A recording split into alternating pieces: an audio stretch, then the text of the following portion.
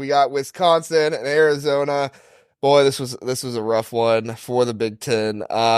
Arizona just really took care of business and just I mean Wisconsin riding high after that Michigan State win, and they're kind of coming back down to earth saying, what in the world? How do we make this happen? Where do we go from here? But to Arizona's credit, I mean Arizona is a very, very good basketball team. If there's a team that's going to challenge Purdue this year, I mean, if there's a team that I feel like they could honestly go back and forth if they played like a 10-game series, and it would be five out of 10 each way, it would probably be Arizona because they're just a fantastic basketball team, and I think that their athleticism and some of the things that they do offensively were just too much for Wisconsin. Wisconsin's a good basketball team, but I think they kind of got overwhelmed by that athleticism as well. Shaps, what were some of your thoughts on this game?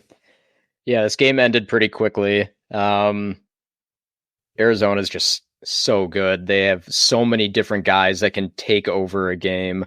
Between Boswell and Larsson and Caleb Love, it's hard for me to watch Arizona games sometimes because Kylan Boswell is from Champaign. So it's really difficult when your team doesn't have a point guard and you have to watch this kid. He should have gotten the bag that Sky Clark got, ideally, but that's neither here nor there. But yeah, the Badgers, I mean, they were kind of due for a letdown, and if this is going to be your letdown, that's okay. They've been playing pretty well lately. AJ Storr, also a former Illini commit, gives them a just a totally different dimension that they were missing last year. So yeah, the Badgers have shown though they're going to be a tough out in the Big Ten. A lot better than some of us expected.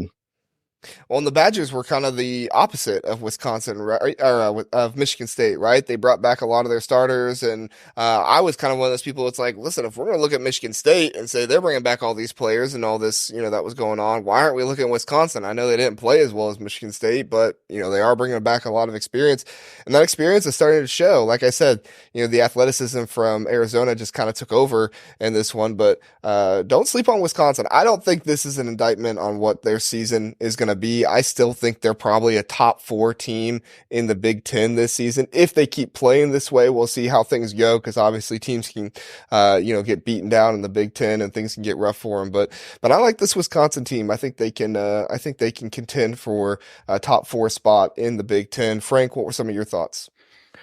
Yeah, I didn't expect this, honestly. Wisconsin was hot. They were coming off of some really good wins, and Arizona looked terrifying, to be honest. But one thing that really stuck out to me, just looking at the numbers from the game, going into the game, Wisconsin had averaging 61 possessions per game. In this game they had 74. Now a lot of that's due to Arizona's pace and them playing really fast. So Arizona's going to play fast, going to give Wisconsin more possessions. But I just feel like Arizona's game plan really just changed a lot and kept Wisconsin on their toes. I mean, at first they were really getting them with the pick and pop kind of ghost screens for Pelle Larsson. And then they started going down low with Umar Ballo and Tyler Wallace. It's a great matchup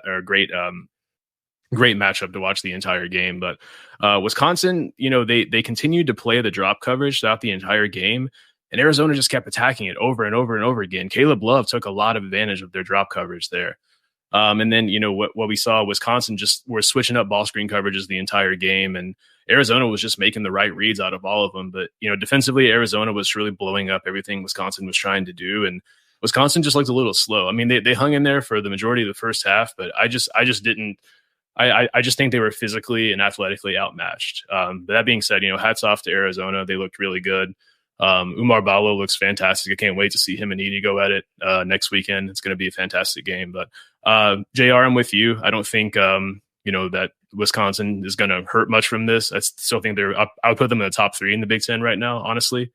I just think that it was just a bad night, and Arizona performed way above baseline in terms of their offensive performance. Yeah, no, I agree. I think, Wisconsin did a good job there. I think they got down by 9 or something, something like that early. And that was when I was kind of like, oh no, this isn't good for Wisconsin. Because Wisconsin does not strike me as a team that plays well from behind. I didn't think, go down early to Arizona. They're fast paced, like you talked about, Frank. That this isn't going to be good for them. But I mean, they crawled their way back, and Arizona got a little bit ahead, and they crawled their way back. But I mean, around what was it, the 8 minute mark or something like that, Arizona went on that run, and they just really kind of took it over from there. And that was when I said, this is, to me, just not a game that Wisconsin can win, unfortunately. I mean, when you're behind that much. And how weird is it that we say Caleb Love when we're talking about Arizona? Wasn't he supposed to be a Michigan guy or something? But yeah, all around, I think Wisconsin's got better basketball ahead of them this season. So. Thanks for listening to the Big Ten Huddle. Please do like and subscribe. We appreciate that. If this was your first time listening, we are the Big Ten Huddle. We cover all things Big Ten football and basketball. We have a long episode every Sunday, Tuesday, and Wednesday night, all at 9 o'clock. So come in, check us out, get in the chat, let us know what you're thinking. We would love to have you join us and learn more about the Big Ten.